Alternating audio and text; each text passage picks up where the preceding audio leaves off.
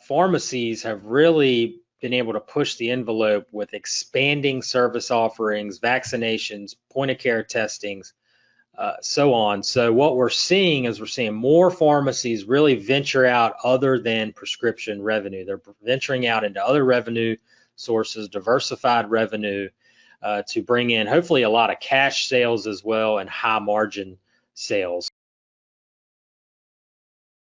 An updated trend we're seeing with DIR fees is that for 2020, we saw about 2.5% to 3.5% was the average DIR fee as a percent of revenue in a pharmacy.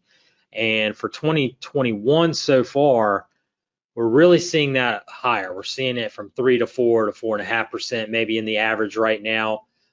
Still kind of early on. We're still compiling data, but it's definitely trending higher in 2021. And we've seen some as high as we've ever seen, 7-8% plus of total revenue for the period. So it's definitely trending in the wrong direction, and so that puts even more emphasis on that.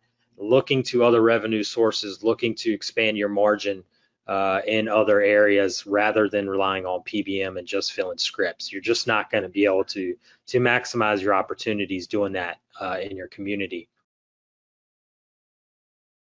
You know, as margins kind of get tighter and tighter with these DIR fees creeping up and up, managing payroll and your workflow is going to be vital because every percentage point of your revenue is going to feed to that bottom line, and there's not a lot of margin for error. There's not a lot of wiggle room here. So managing your payroll, managing your hours, managing your workflow as best you can is a trend that's going to get you to hopefully maximize your bottom line, maximize your cash flow, and perform at your best. So we're seeing pharmacies pushing to get payroll as a percent of revenue in that 10% or under mark.